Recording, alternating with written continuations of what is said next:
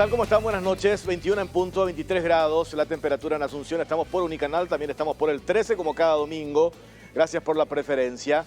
Y varios temas hoy tenemos en agenda. El primer bloque vamos a hablar tema político, de varios temas. Mañana hay una sesión extra, Cámara de Diputados. Hay préstamos pendientes, lo que pasó la semana pasada, el bochorno del Poder Ejecutivo con el tema del manejo de esta información tan sensible. Recién estábamos viendo en el programa Causa Justa, hablaba una de las hijas del ex vicepresidente Oscar Denis. ¿Cómo se explica esta posición que tuvieron dos altos funcionarios? El actual ministro de Justicia, Daniel Benítez, y el otro que estuvo en el Ministerio de Justicia y ahora está como representante del Ejecutivo ante el Consejo de la Magistratura. ¿Cómo hubo una orden de no hablar? Y a propósito hay una convocatoria para mañana también del ex ministro de Justicia, Edgar Olmedo. Se armó una controversia en relación a ese tema, parece que condicionó su ida, porque finalmente va a acudir a este llamado en la mesa directiva del Congreso para hablar en relación a este tema.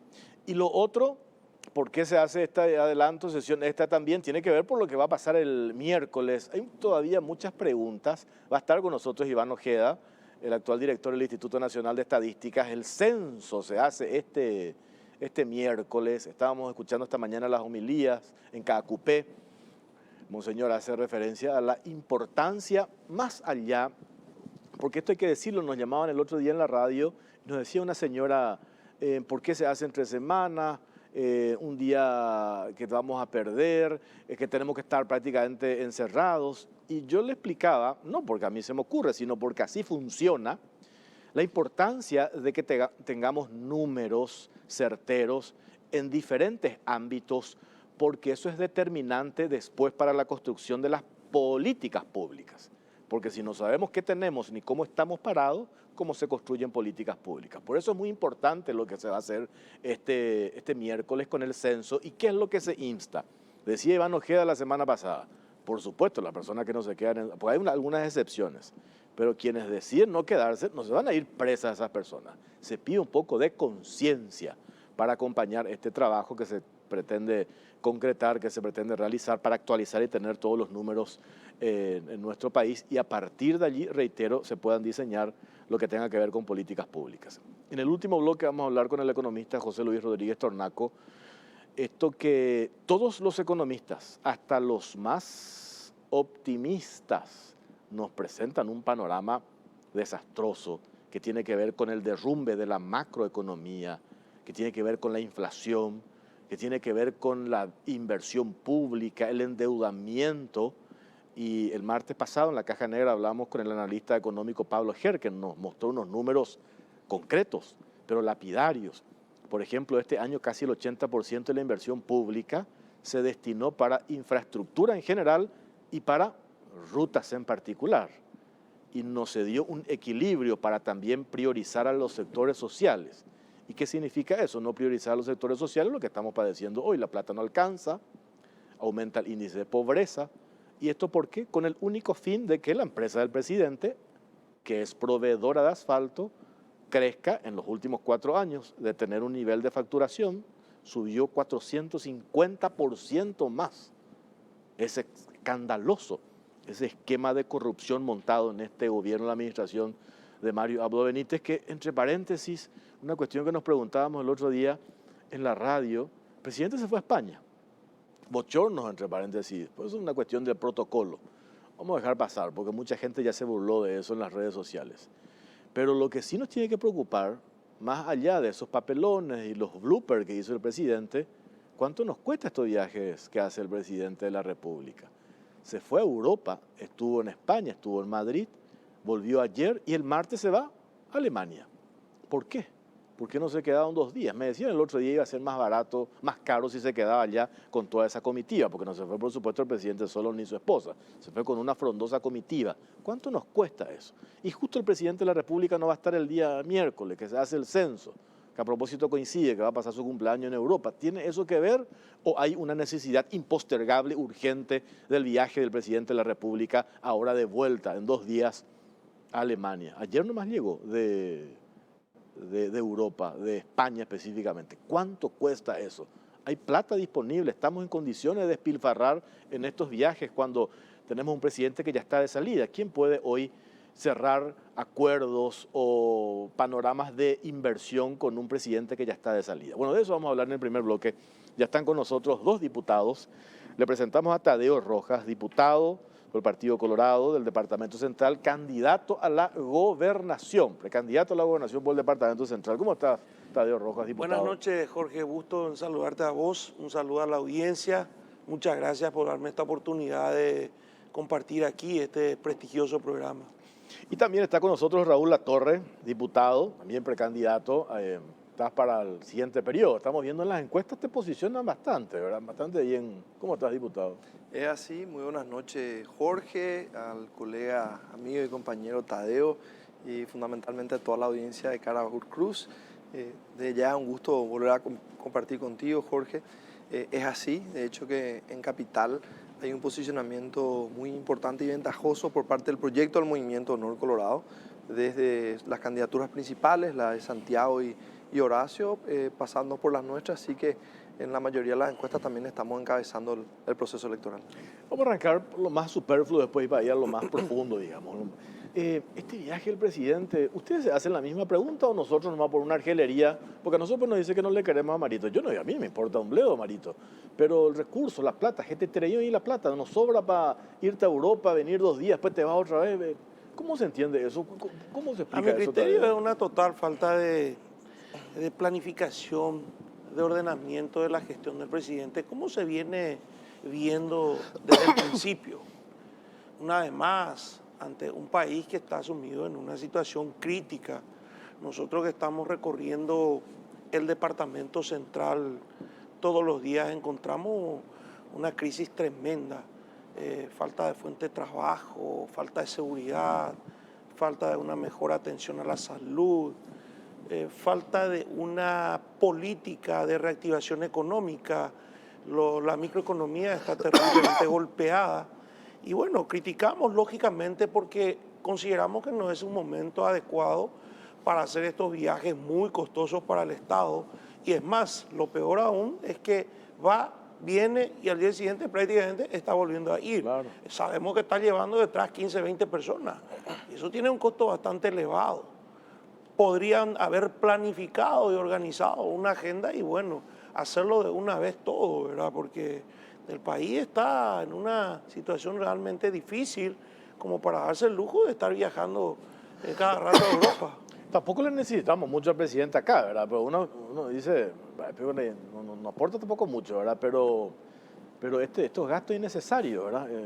Raúl Latorre, ¿verdad? Doctor, ¿cómo se entiende esto? ¿Para qué, verdad? De hecho que el gran desafío sobre la premisa económica universal, los recursos son escasos y la necesidad ilimitada es optimizar los gastos. Y si el presidente va a viajar a Europa, la pregunta fundamental es, bueno, ¿para qué viaja? ¿Y cuál es el objetivo? ¿Qué es lo que va a traer de beneficioso para el país? Y entre paréntesis, me entero a través tuyo en este momento, Jorge, que el presidente no va a estar en el censo que está haciendo su gobierno. Es una conducta casi paradojal. Y esta situación se da, y comparto la visión acá con el compañero Tadeo, se va en una crisis muy dura que estamos enfrentando los paraguayos, porque cuando salimos, hablamos con la gente, de hecho que nos vamos al supermercado y nos damos cuenta que todo sube, todo es más caro, menos el valor de nuestro dinero. Antes se traía, por un dinero se traía un carrito del supermercado, Jorge, y hoy con suerte se traen unas 2 bolsitas. Te va al sistema de salud, y vamos a hablar de la previsional, que trae un sistema pago, y te cortan la pierna equivocada. Ni que hablar de los problemas de seguridad que existen, donde vos estás en una reunión y la excepción es el que todavía no le asaltó un motochorro. Te va a mirar hacia el norte del país y es prácticamente una zona liberada, donde asesinan intendentes, donde asesinan periodistas. Por fin se da un golpe importante por parte de la Fuerza de Tarea Conjunta, que entre paréntesis, creación del gobierno de Horacio Cartes, y siempre la hemos respaldado a pesar de las críticas existentes. Y la noticia, una hora después, es un bochorno, un golpe, una absoluta falta de consideración para con los secuestrados, los torturados, los asesinados y los familiares de ellos, donde vemos un funeral VIP que se da nada más y nada menos con el Buen Pastor. Y está bien, yo como médico por supuesto estoy a favor de los derechos humanos, pero cuando los criminales, cuando los asesinos, los secuestradores tienen más derechos que los paraguayos de bien, te das cuenta que efectivamente algo está muy mal en nuestro país, Jorge. Estuviste en el Ministerio del Interior a propósito, un tiempo, Tadeo. Sí. ¿Cómo se manejó este tema de la información? Porque nosotros estábamos hablando, incluso las fuerzas de inteligencia, de seguridad, un tema tan sensible como dónde están los secuestrados, paradero de los secuestrados, hasta cuestiones así de chismes se procesan y se manejan, se cotejan, se descartan o se confirman. En este caso, la semana pasada, esta funcionaria Nadina Coronel era una funcionaria que tenía el cargo de directora de las penitenciarías de mujeres. Y ella hace esas averiguaciones por pedido de quien estaba anteriormente en el Ministerio de Justicia, la doctora Cecilia Pérez, con todo ella eso. Recibe el pedido, ella hace el testeo, la consulta, comunica a quienes tienen que comunicar y guardaron la información. Pues, ¿cómo se explica eso? Yo tenía una lectura de que yo preguntaba a ustedes, decía, yo no encuentro explicación. La única explicación, porque sabía Edgar Olmedo y sabía Daniel Benítez, el que está ahora. Yo digo, esto comunicaron a las altas partes, al presidente de la República, y le dijeron, esto ni un tema que políticamente hoy no nos conviene que salte. Van a guardar nomás. No hay otra explicación. Yo hago una presunción allí, ¿verdad? Hago una presunción. Pudieron haber compartido esa información y dijeron, si esto explota ahora, estamos en plena campaña política, y es un gol en contra para el gobierno. Ñaño Gatuna, ¿verdad? Vamos a guardar. Pero dejando de lado lo que mencionaste, doctor Latorre, la cuestión de humanidad.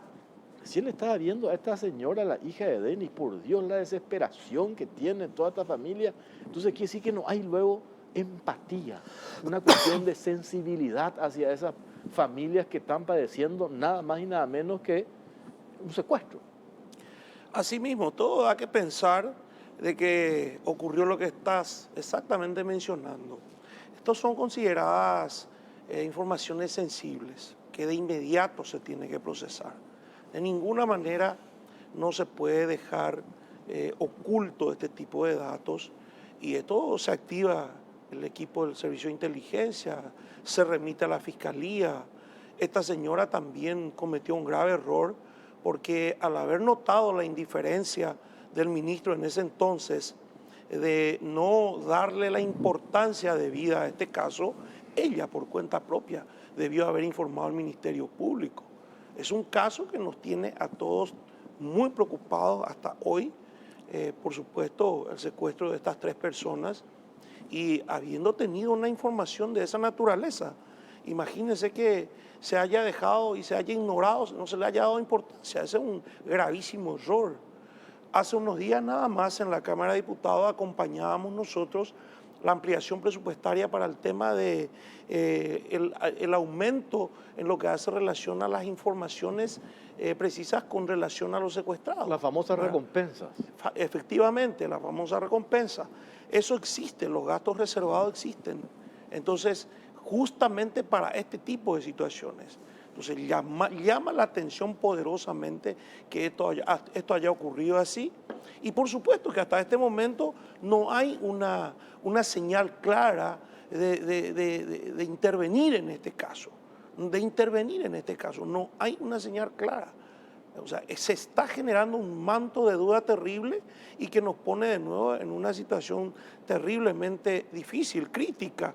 Me pongo en el lugar de los familiares, en una situación tremendamente lamentable en que están ellos tropezando con este panorama que es inexplicable, Jorge. Así es que, por supuesto que nosotros coincidimos con tu análisis y creemos de que se ha llevado a una mezcla de otros tipos de temas y que prefirieron probablemente no manejarlo como debían. Y aparte, diputado Latorre, decíamos también, convengamos que cometieron errores. Entonces, ¿cuál es la salida lógica? En todo caso, asumir las consecuencias, nos equivocamos, el error, entre paréntesis, una serie de errores. Pues el hecho de haber permitido el ingreso del féretro de Osvaldo Villalba fue un error. Le costó el cargo a Edgar Taboada, que estaba anteriormente. Claro. Le costó el cargo a Taboada. Pero lo otro, ¿cómo explica? Entonces, pudo haber sido un error, no procesamos la información.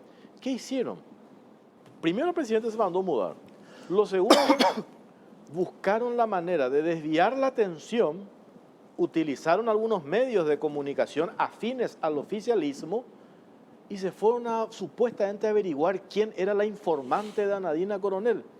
Y le encontraron a una persona que estaba privada de su libertad, vinculada al ACA, en la penitenciaría de Concepción, y la exponen de esa manera. Por supuesto, si ella fue la informante, jamás va a decir, sí, yo conté todo, ¿verdad? Imagínate el nivel de exposición a esta, prácticamente le dio la sentencia de muerte a esta mujer, a una vinculada a la familia de los Jara Larrea, ¿verdad? Entonces, ¿cómo es que hicieron todo mal, ¿verdad? Una serie de torpezas. Entonces uno dice, vamos, esta es una señal también de lo que después quiero hablar del tema presupuesto también. La improvisación, no se puede improvisar. Por eso hoy tenemos que apostar, ahora que estamos en periodo electoral, un mes y pico de las elecciones internas, por cierto, hay que apostar a proyectos donde por lo menos te presenten un equipo de gente que no te va a improvisar. La improvisación, esto pasó. Nos decía el otro día Gustavo Leite, exministro de Industria y Comercio, vamos a seguir, parece, teniendo de acá hasta agosto del próximo año ministros perení. ¿Y por qué ministro perení? Porque ¿quién pico va a querer ocupar un cargo de ministro en este gobierno que ha hecho todo mal las cosas? Y acá tenés lo que pasó con el tema de Osvaldo Villalba, el buen pastor, después la información de Anadina Coronel, y después otra vez le exponen a una mujer que está privada de su libertad como supuestamente la informante para desviar la atención. Hicieron todo mal. No, totalmente, Jorge. En primer lugar, dos cuestiones, ¿verdad? Porque estamos completamente fuera de plazo, es temporáneo, esa información no se manejó de manera correcta en su momento y hay conceptos estratégicos en seguridad, conceptos incluso epidemiológicos y el concepto de que mucha información se recibe a través del rumor y ese rumor por supuesto se coteja. Ahora que saltó todo, tratan de revisar qué fue lo acontecido, que como bien dijiste, expusieron de manera dramática e informante que el día de mañana esto naturalmente va a desalentar a otros posibles informantes, que atenta directamente contra nuestras chances de encontrar a estos paraguayos que fueron secuestrados y volver a reunirnos con su familia, cosa con la cual nosotros estamos comprometidos, que como decía Tadeo, hace poco aumentábamos el presupuesto para las recompensas, para quien dé información útil para llegar al paradero de estos paraguayos que fueron separados de sus familias. Pero, como bien decía Jorge, hay una sistemática cadena de negligencia, una negligencia sistematizada, que se dan en diferentes áreas del gobierno, que se dan en diferentes áreas de la administración pública, de esta gestión. Y bueno, naturalmente, una de ellas es la seguridad y aconteció lo que todos vimos. El pésimo manejo de esta información que uno sí le hace pensar, bueno, esto se debió realmente a una negligencia o sencillamente se obvió por las posibles consecuencias en un momento político sensible. Esa es una pregunta que queda en el tintero.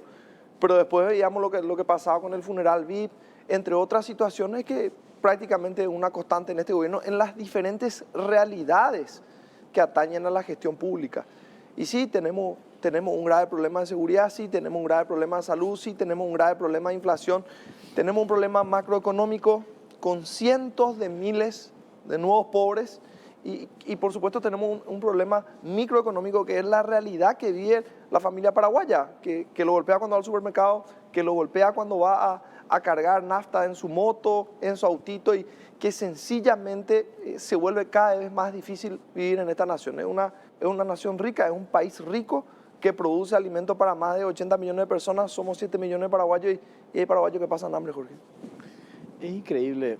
Todo esto que hablamos, creo que la gente sabe, porque estamos haciendo un relato de hechos y sabemos nuestros problemas, ¿verdad? Pues yo digo insistir en esto en periodos electorales, porque hoy le escuchamos desde el presidente de la República para abajo, el precandidato a la presidencia de la República también, pretender mostrarnos una realidad que no existe. Hablan incluso de darle continuidad a este proceso. Y vos decís, pues este proceso, espera un poco, ¿qué proceso es el que quieren ustedes darle continuidad? Al proceso del endeudamiento, del robo en pandemia, de los 300.000 nuevos pobres, que nos dicen los economistas, el 2003 de Nicanor, eso fue subiendo o bajando en realidad el índice de pobreza en Paraguay, pero sube otra vez 2018, desde que asume Mario Abdo Benítez. Y no sirve esa excusa, tuvimos pandemia, la sequía, la inundación, eso pasaron, todos los países pasaban por eso. Pues no llegaron tampoco a estos niveles. ¿Qué es lo que te mostró eso? La improvisación de vuelta y la nula capacidad de responder ante ese problema. Porque hoy le escuchamos a los candidatos oficialistas y te describen la realidad que todos sabemos. Y ahí nosotros le preguntamos, ¿pero ustedes son poder? ¿Ustedes son gobierno? ¿Qué hicieron en estos 4 años? Por eso me parece importante hoy, en periodos electorales, recordarle a esa gente para que no nos engañen, ¿verdad? O sea, en realidad me parece que ya por algo el presidente tiene un 85% de rechazo. Me parece que aunque tenga ABC Color, Telefuturo, Última Hora a su favor, la prensa oficialista, ¿verdad? Yo creo que la gente siente dónde, acá, en el estómago y en el bolsillo. Y eso no hay campañas mediáticas que pueda tapar. Indudablemente, Jorge, es así. Es llamativo la intención de pretender seguir este modelo de gobierno por parte de un grupo que acompaña al sector del oficialismo. Se puede entender que son gente que están teniendo algunos beneficios. Hay que también destacar algo que escuchamos a diario, una persecución terrible a los funcionarios públicos, una presión, una coacción, un despido injustificado de muchas gentes y por sobre todas las cosas nosotros encontramos de que en la campaña política hay mucha infamia, hay mucha maldad, hay mucho egoísmo y hay mucha calumnia principalmente, tratando de presentar un modelo de gobierno que ha fracasado. Bien lo decís vos de que podemos tener miles de argumentos, o ellos pueden tener miles de argumentos, pero también hay que recordar de que si hoy el Paraguay debe en el orden de los 15.000 millones de dólares, este gobierno tuvo los préstamos más grandes de todo este periodo, de todos los periodos de gobierno, en que llegó a alcanzar más del 50%. Ya está alcanzando los 8.000 millones de dólares de endeudamiento este periodo de gobierno. Pueden decir que hicieron miles de kilómetros de asfalto, pueden decir que supuestamente mejoraron el servicio de salud, pero eso justamente realmente no se demuestra en la realidad del país, en la realidad del país. Yo recorro el departamento central, mi departamento, Jorge y audiencia, y encuentro lamentablemente gente que está pasando hambre, gente que no tiene, acá cerca de Asunción, a 15, a 20, a 30 kilómetros, gente que no tiene condiciones de vida. Y yo siempre cuestiono y critico. Hace cuestión de unos meses decía el ministro del MUP, decía, de cada 100 solicitudes de vivienda que recibimos, 70 son rechazadas por falta de recursos. Y entendemos nosotros de que una de las políticas que realmente puede mejorar la microeconomía es la construcción de viviendas sociales. Yo no entiendo por qué no han destinado recursos a ese sector. Es más, se está solucionando un problema gravísimo que hay en nuestro país, aquí en Central, con más de 2.000 asentamientos que están viviendo en casas precarias, sin piso, sin techo, sin agua, sin energía eléctrica, sin un puesto de salud, sin plaza, sin escuela, ¿verdad?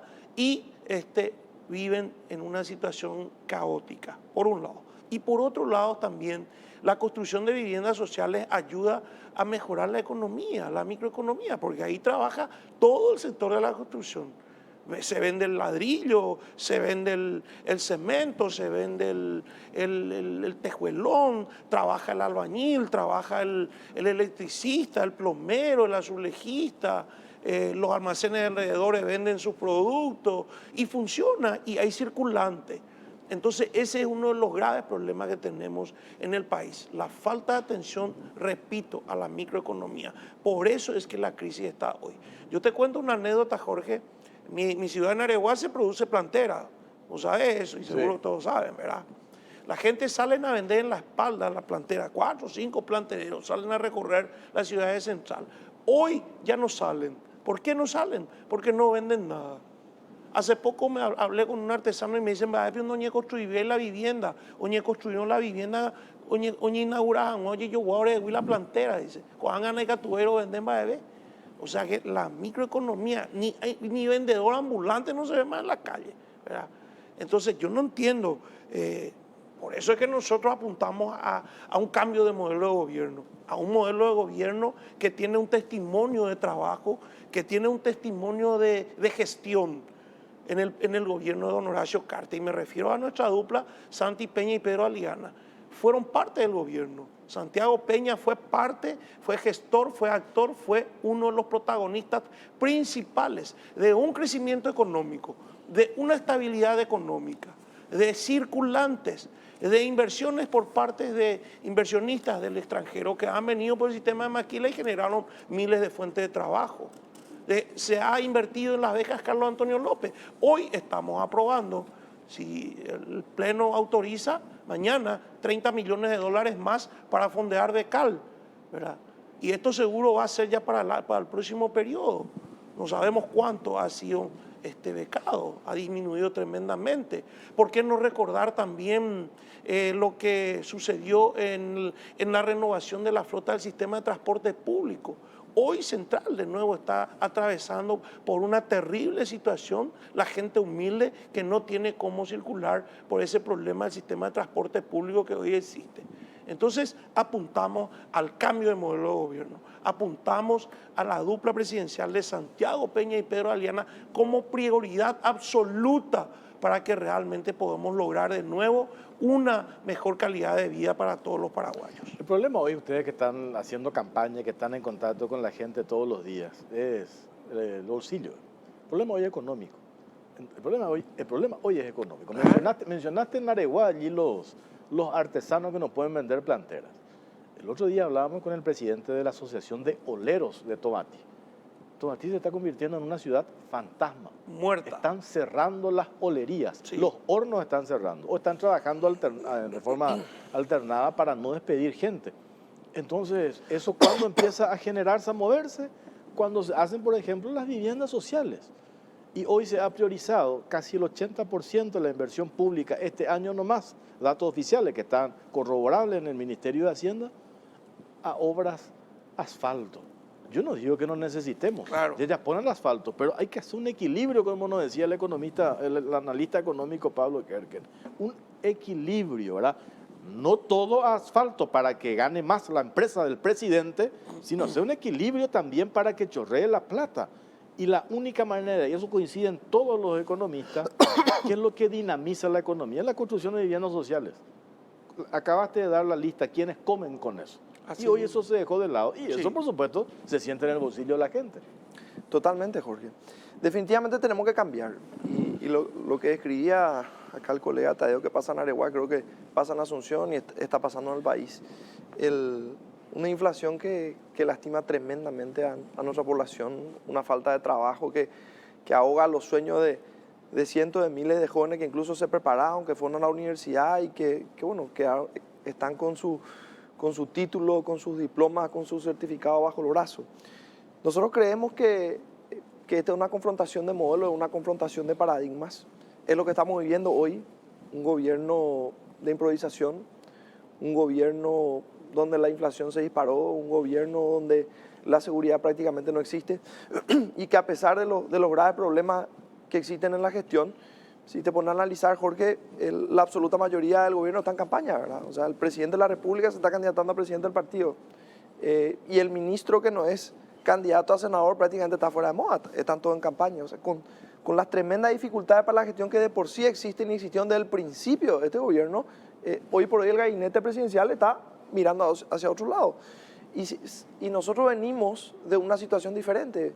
Venimos de un gobierno de Horacio Cartes donde Santiago Peña, nuestro candidato para la presidencia de la República, era ministro de Hacienda, donde la garrafa costaba 50.000 guaraníes. Hoy se disparó más de 100.000, donde la noticia era que el combustible bajaba, no como ahora que subió 10 veces y le quieren culpar a la guerra en Ucrania, pero había subido por lo menos 9 veces antes de que estalle esa guerra.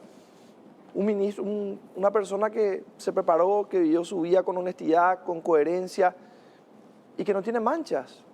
Y ni que hablar del proyecto para la vicepresidencia, porque es importante hablar de los actores que finalmente van a encarnar el poder, Jorge. Un Pedro Aliana fue presidente de la Cámara de Diputados, presidente del Partido Colorado, y hay que hacer estas adquisiciones. Tenemos enfrente un candidato, el candidato del Partido Liberal, Efraín Alera, al que la mayoría dicen que va a ganar estas internas, entre paréntesis, de la concertación, que tiene graves denuncias por falsificación de facturas de sus propios correligionarios, del PLRA en su administración como presidente del PLRA.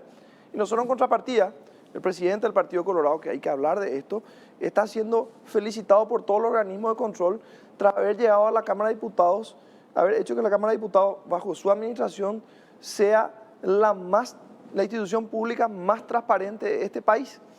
Eso es lo que nosotros proponemos, Jorge, como modelo, es eficiencia, es transparencia, es volver al lugar donde el mérito es importante, un gobierno por parte de los mejores colorados, que estamos convencidos va a tener un impacto muy importante en las diferentes áreas de la ciudadanía. En primer lugar, a partir de la generación de una reactivación económica, que es el campo de mayor competencia de nuestro candidato Santiago, que de por sí es economista, que complementó su formación en el extranjero, es una situación particularmente difícil en diferentes dimensiones.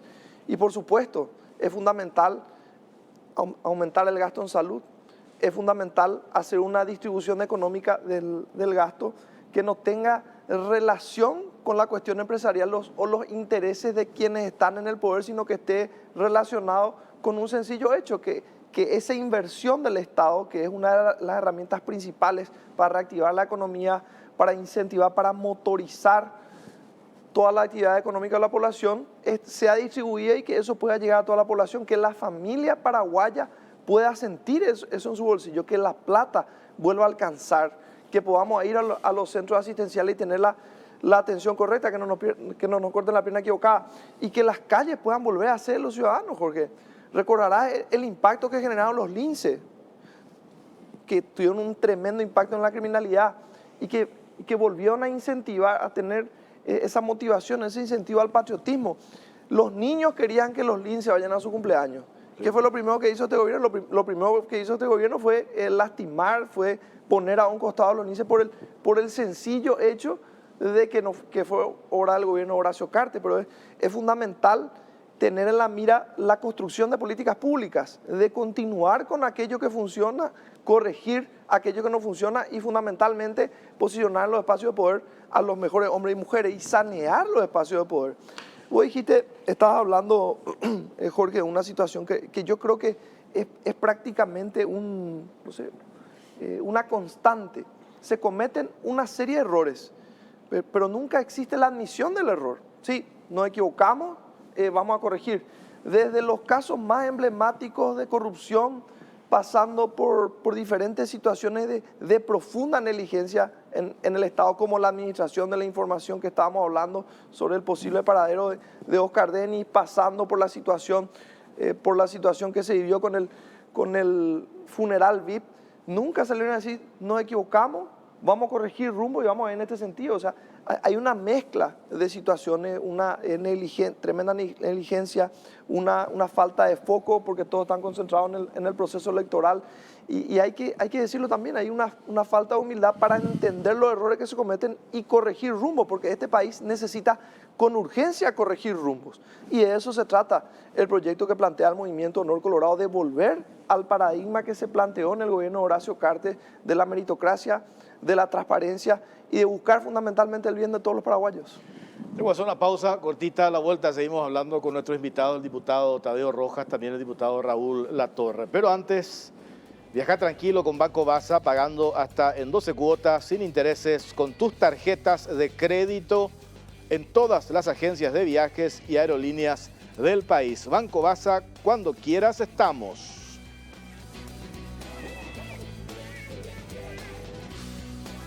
Volvió a Bristol, la promo más grande del país. Vení, comprá y ganá 1.000 millones en premios. Sorteamos todos los días millones en efectivo y tu compra te sale gratis.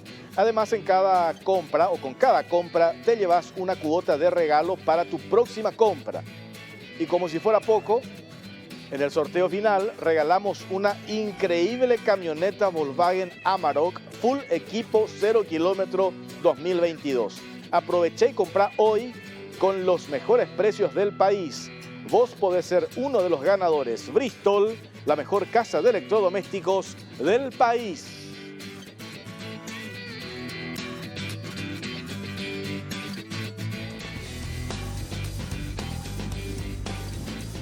...21:39, 23 grados, estamos en vivo, estamos haciendo Cara o Cruz por Unicanal, también estamos por el 13, como todos los domingos. A ver, ayer creo que Aliana, el presidente de los Colorados, precandidato a la vicepresidencia, hoy leía en la tapa de uno de los diarios, dice, Marito ya pactó con la oposición la caída del Partido Colorado. Ustedes tienen esa lectura, ¿verdad? Hay como que todos los caminos conducen a eso. No digo que eso va a suceder, no sabemos, ¿verdad? Pero hay señales que indican ese escenario, Tadeo. Lamentablemente eso nos lleva a pensar de esa manera las declaraciones del presidente Jorge.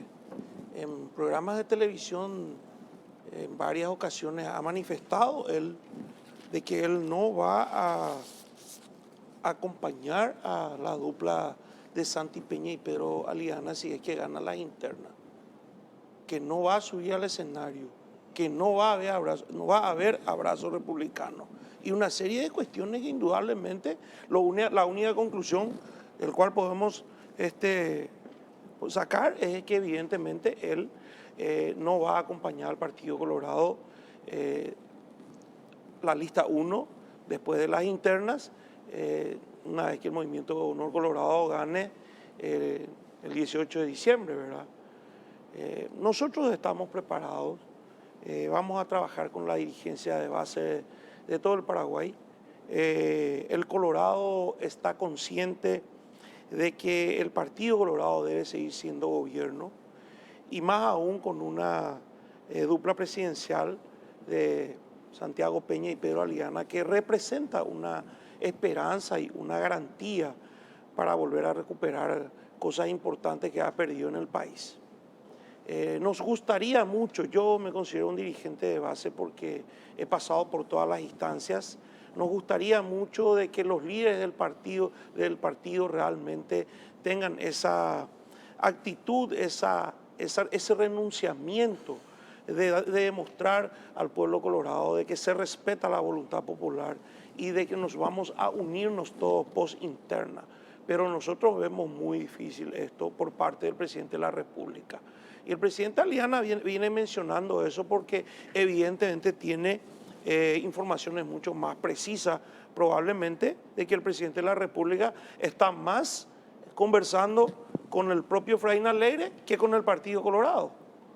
Eso es categórico. Así que por supuesto que nosotros esos hechos tenemos que hacerlo público y denunciar ante el electorado colorado que hoy estamos en una interna para generar conciencia ante este desafío.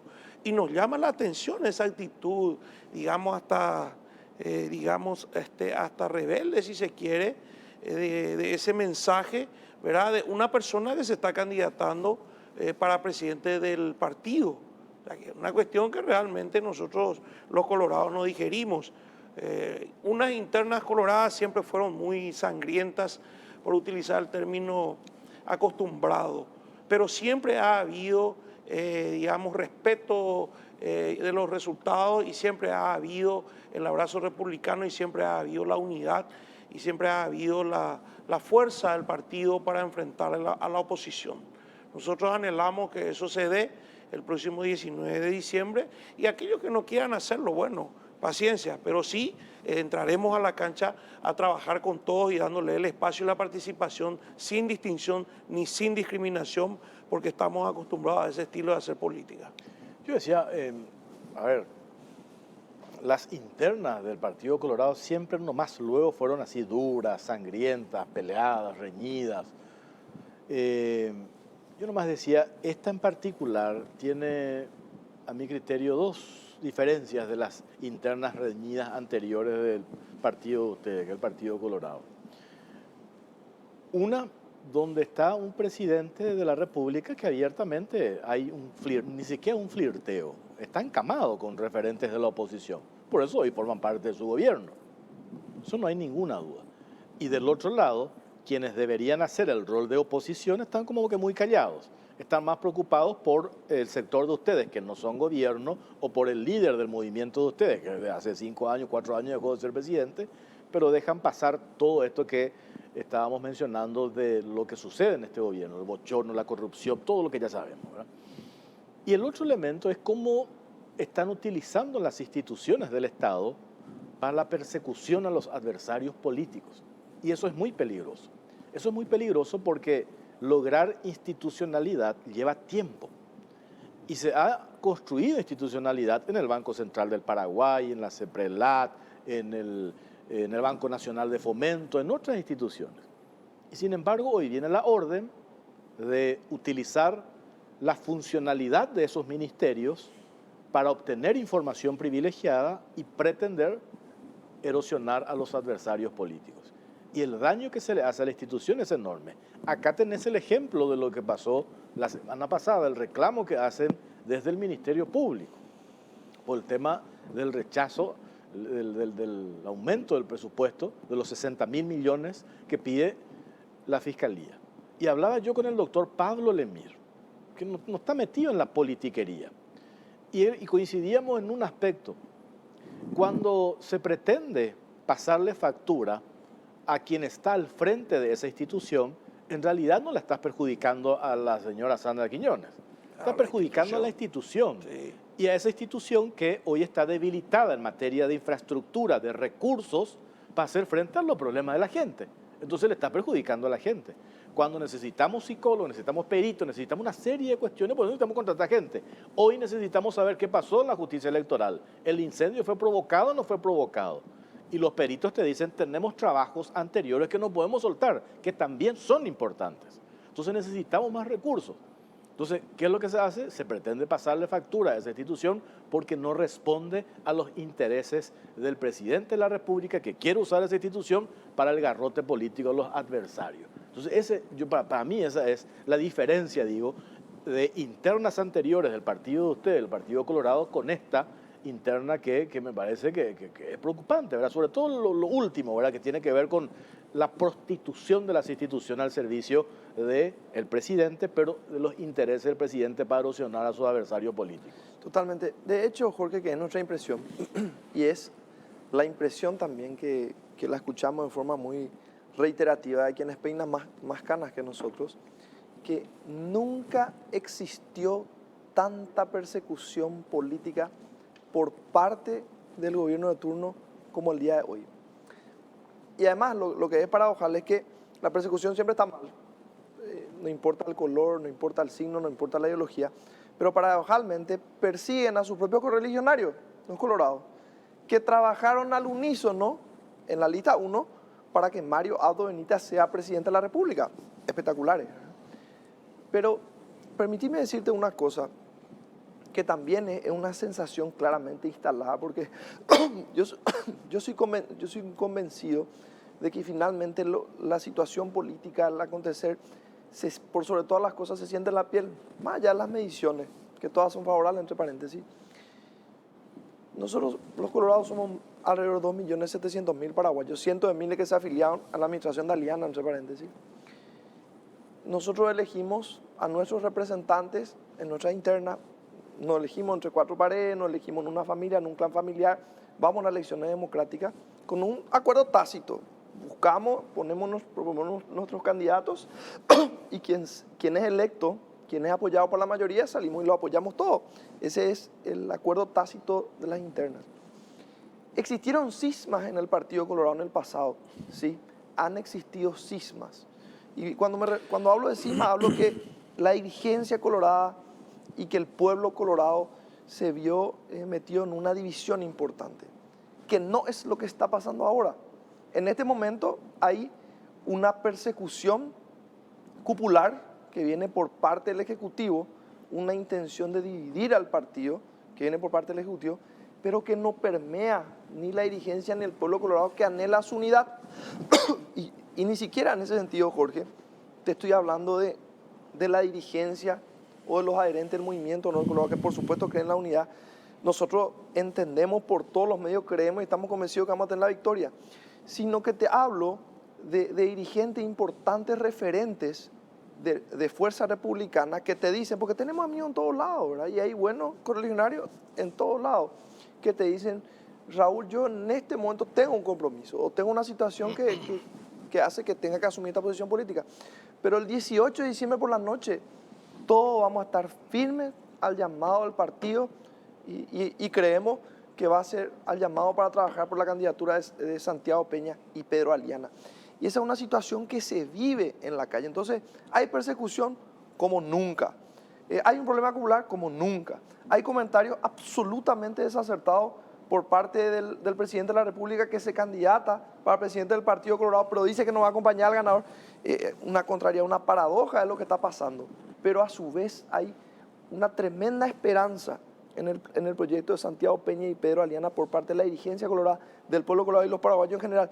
Y hay una sed de unidad por parte de la dirigencia colorada y el pueblo colorado, que ya vivió lo que es ser víctima de un gobierno de la oposición, que ya vivió con Lugo y Federico Franco, que ya vivió acá en Asunción con Mario Ferreiro, que se juntaron todos, que la transparencia, una serie de cosas, y finalmente renuncia por un escándalo de corrupción conocido como el asado de fin de semana. Entonces, sinceramente, a pesar de determinados esfuerzos, yo estoy convencido de que el 18 de diciembre por la noche, la dirigencia colorada y el pueblo colorado va a estar unido. Y quien asuma una posición diferente, Jorge, te lo anticipo hoy, va a quedar absolutamente solo y con el peor título que puede llevar un dirigente del Partido Colorado, el de traidor. Para ir redondeando, va a entrar para la cuestión puntual central, Tadeo, donde estás pugnando. Mañana van a tratar, ¿cuánto? 270 millones de dólares pedido de aprobación de nuevos préstamos. Algunos me parece que son necesarios, ¿verdad? Pero ¿cuál es el espíritu en relación a eso? Este es un gobierno que se ha endeudado y ha utilizado el endeudamiento como una dinámica permanente, y el problema no es endeudarse, porque hay un margen para el endeudamiento natural que tenemos que hacer nomás luego, ¿verdad? Uno se endeuda para comprar su casa, para hacer... Pero el problema está cómo se usa ese dinero, ¿verdad? Claro, indudablemente. Lo preocupante de todo es que la deuda del país está orillando los 35-38% del Producto Interno Bruto. Eso significa de que cada vez estamos llegando al punto rojo de lo que es el endeudamiento, ¿verdad? Y por supuesto, nosotros siempre no nos hemos negado a acompañar la aprobación de los préstamos, siempre pensando en la ciudadanía, siempre pensando en el Paraguay, en los compatriotas. Siempre hemos considerado la importancia de acompañar esto, por supuesto, anhelando un buen uso de estos recursos que se ha obtenido de órganos internacionales. Recordaremos de que, por ejemplo, apenas se daba el anuncio de la pandemia, habíamos aprobado 1.900 millones de dólares y siempre hemos sido muy críticos también de todos los endeudamientos cuando hemos visto de una mala utilización de los recursos. Esos recursos que hemos aprobado en préstamos para la pandemia, todos sabemos de que en muchas instituciones se han mal utilizado terriblemente. Hay procesos judiciales inclusive sobre las denuncias de la mala utilización de los recursos. Y ahora de nuevo seguimos en la misma situación, ¿verdad? El Movimiento Honor Colorado ha tomado una posición firme de, en algunos casos, no acompañar préstamos, tales como se han dado de nuevo para el Ministerio de Obras Públicas y Comunicaciones para el pago de deudas pendientes a vialeras, ¿verdad? Habida cuenta de que se han aprobado fondos que debían haberse destinado a eso. Entonces siempre hay dudas terribles sobre la ejecución de esos recursos y mañana de nuevo está en el orden del día dos proyectos de ley con media sanción del Senado. Uno es de 240 millones de dólares y esto es para el pago de deuda de bonos del tesoro emitido, ¿verdad? Donde precisamente recordando todo eso tengo aquí anotado que es amortización de deuda externa que va a ser destinado 99,75% de los 230 millones de dólares que tiene que ser estudiado mañana, va a ser destinado al pago de bonos soberanos emitidos en años anteriores. Eso representa aproximadamente 225 millones de dólares y un 25% para el servicio de la deuda, intereses y compañía. En total son 230 millones de dólares. El otro proyecto que también está en estudio para mañana en el orden del día es otros 30 millones de dólares más para fondear Becal. Esto ellos llevaron como una necesidad, ya que Becal está quedando sin fondos y ellos tienen compromisos asumidos con becarios y con instituciones con quienes se han firmado convenios. Esto va a ser para los años venideros, evidentemente para que puedan seguir teniendo la posibilidad de asegurar a estos becarios los fondos necesarios para solventar los gastos. En total tenemos previsto el estudio de 270 millones de dólares más. Mañana se trata de eso. Así Mañana, es, ¿no? así mismo es. Es preocupante. Nosotros seguimos aumentando, siempre estamos haciendo discursos de llamado a parar las deudas. Prácticamente este gobierno está diríamos, con 6 o 7 meses de vida. Yo creo que tendríamos que estar teniendo ya una política diferente, de manera que no tengamos que seguir abultando las deudas y después dejando una situación tremendamente crítica financiera y económicamente hablando al país, al próximo gobierno que se viene. Por último, diputado Latorre, estamos en plena campaña. En el recorrido del día a día, en tu candidatura de vuelta, vos estás pugnando otra vez para tu segundo periodo, ¿verdad?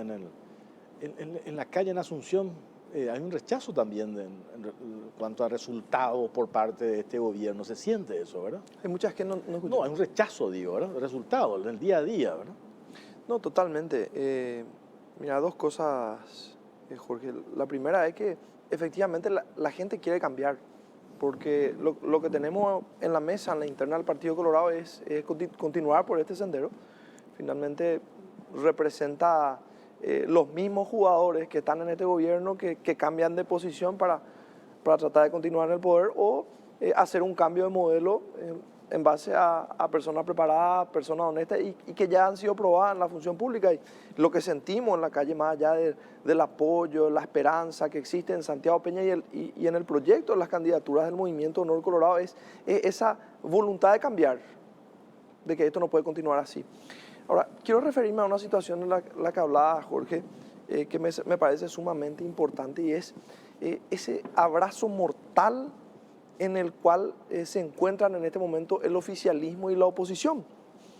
Y bueno, es hasta natural políticamente, ¿verdad? Porque finalmente el adversario a vencer es el Movimiento Honor Colorado, el presidencial a vencer es Santiago Peña, pero eso tiene un alto costo para la oposición, porque el precio que paga la oposición por ese abrazo es el silencio ante los casos de corrupción, el silencio ante los casos de negligencia. Yo en muchas ocasiones le digo, pero en programas, sí, despiértense, hablen, hagan su rol de oposición, porque el silencio de ustedes lastima a nuestra nación.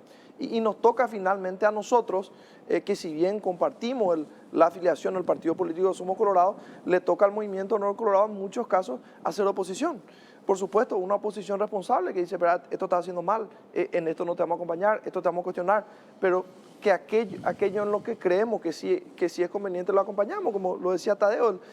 Nosotros en general tenemos una posición en contra de los créditos por el alto nivel de endeudamiento que está generando este gobierno y que vamos a terminar pagando nosotros, nuestros hijos y los hijos de nuestros hijos. Y eso tiene consecuencias en la inflación, en la macroeconomía, en muchas cosas, pero por supuesto a esa situación hay excepciones, como por ejemplo la cuestión de becales, estos 30 millones de dólares de un programa que fue creado en el gobierno de Horacio Cartes, entre paréntesis, que tuvo muchísimo éxito generando la importación de conocimiento de las mejores universidades para ser aplicado en nuestra nación, y que en este caso, en la tercera etapa, según su diseño original, ya implica la venida de programas del extranjero de universidades de primer nivel para amplificar la cantidad de jóvenes paraguayos que van a estar recibiendo esa información que a su vez va a impactar nuestra sociedad. Sí. Entonces, es el rol que nos toca jugar, Jorge, hoy, de oposición, pero una oposición responsable. Terminamos siendo los que cuestionan, pero también los que acompañamos a aquello que creemos es conveniente. Tadeo, en Central, ¿les complica lo de Hugo Javier o eso ya está en manos de la justicia, a puertas de un juicio oral? ¿Le costó mucho al Partido Colorado romper la hegemonía del PLRA en Central? ¿Cómo está tu candidatura ahí? Yo te quiero decir, Jorge, que absolutamente no afecta lo del tema de Hugo Javier. La responsabilidad es personal, está en el ámbito de la justicia, y si la justicia determina que tiene que ir a la cárcel, que vaya a la cárcel. Es imperdonable tocar los intereses del pueblo y más aún en un departamento donde hay tanta pobreza y tantas necesidades. Nosotros no tenemos la culpa, el partido le dio la oportunidad, el pueblo le dio la oportunidad y él defraudó, desilusionó, decepcionó y él es responsable de sus actos. En cuanto a mi campaña, gracias a Dios va muy bien, hay mucho entusiasmo, mucha efervescencia, hay mucha convicción, hay una dirigencia del partido dentro de nuestro movimiento fortísimo, que realmente estamos trabajando incansablemente. Y yo quiero decirte, Jorge, que realmente mi compromiso con el Departamento Central está basado sobre 3 ejes. Primero, un gobierno con participación comunitaria, un gobierno transparente, donde voy a implementar un gobierno electrónico. Quiero que cualquier ciudadano del Departamento Central, en cualquier punto, con un clic pueda saber qué está haciendo la gobernación de los recursos en su ciudad. Si está atendiendo la salud, si está atendiendo la educación, si está proveyendo la merienda escolar acorde a lo que realmente corresponde, si está atendiendo una plaza, si está ayudando a una comisión vecinal y todo lo que sea necesario. El otro eje va a ser incentivo a la creación de las micro y pequeñas empresas. Vamos a formar grupos, vamos a capacitarlos, organizarlos, vamos a hacer que el Ministerio de Industria los ayude, darle los primeros pasos y vamos a hacer una feria gigante departamental para que cada uno vaya a ofrecer sus productos, venderlo y para que pueda tener su plata y mejorar su calidad de vida. Y lo último, fundamental, voy a ser el gestor ante el presidente de la República, Santiago Peña, para construir viviendas sociales, mejorar calles, mejorar seguridad, educación y salud, porque el gobernador tiene que ser gestor con el presidente de la República. Es su representante y es una de las grandes debilidades. Vamos a conformar el Consejo de Desarrollo Departamental, algo que nunca se ha hecho, y vamos a darle participación a todos los sectores para elaborar el plan de trabajo en base a las necesidades de la gente. Nos preocupa las necesidades que están pasando en nuestro departamento, la desatención a los horticultores, la desatención a los artesanos, la desatención a los adultos mayores, la desatención a los jóvenes, y ahí vamos a enfocarnos. Vamos a trabajar con la gente humilde porque ese es nuestro objetivo y nuestro compromiso. Tadeo Rojas, gracias por su tiempo, muy amable. Gracias a vos, Jorge, un saludo a la audiencia, un gusto haber compartido con mi querido amigo Raúl y muchas gracias por esta oportunidad, Jorge. Raúl Latorre, diputado, muchas gracias. No, por favor, un gusto compartir contigo y con toda la audiencia, Jorge. Nosotros sencillamente vamos a seguir en la misma línea que planteamos un principio, que era evitar el circo político, evitar ocuparnos de los problemas que genera la política, pero que nada tiene que ver con los problemas de la gente, y buscar mejorar la calidad de vida de los paraguayos y plantear soluciones específicas para los problemas específicos.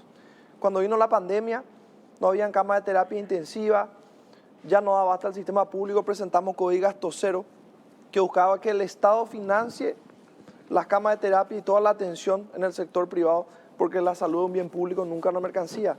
Para combatir la corrupción, buscamos vivir de manera honesta, para ser coherentes, y presentamos el proyecto de ley Manos Limpias, para que los condenados por hechos de corrupción no puedan volver a ocupar los espacios de poder.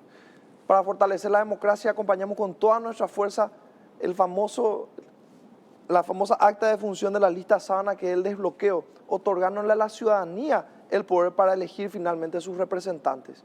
Vamos a seguir en esa misma línea, Jorge, comprometidos con tener las puertas abiertas, con conectarnos con la gente y darle soluciones específicas a los problemas específicos. Y permitime decir esto último, acá de mi colega Tadeo, que tiene una tarea muy importante, una candidatura del departamento más grande. Muchas veces no se ve el trabajo parlamentario, pero él es una persona terriblemente responsable, que ha ayudado muchísimo a la bancada y ha tenido funciones particularmente sensibles como ocuparse de la bicameral de presupuesto. Y yo tengo que decir esto porque no me sentiría bien si no lo pronuncio. Para mí, él es un lujo para la gobernación de Central. Gracias, diputado. Gracias, Raúl. A la vuelta de la pausa ya está con nosotros Iván Ojeda, el director del Instituto Nacional de Estadística. Todo lo que queremos saber sobre lo que va a pasar este miércoles, el día del censo. Hay que estar pendientes, atentos. Se pide encarecidamente a la ciudadanía que esté en su casa. Los detalles hablamos a la vuelta de la pausa. Ya venimos. Continúa la colección de autitos Shell. La gente va completando su colección y ya solo queda el modelo Ferrari F1. Así que si todavía no lo tenés, podés llevarlo por cargas de 150.000 de B-Power más 50.000 guaraníes. Recordá que la batería se compra aparte. Además, con tus cargas podés ganar uno de los 100 tanques llenos que hay en el sorteo. Aprovechá porque por cualquier monto de carga podés ganar uno de los 100 tanques llenos para cargar en la Shell más cerca y podés salir con el tanque lleno. Shell, porque lo que cargas importa.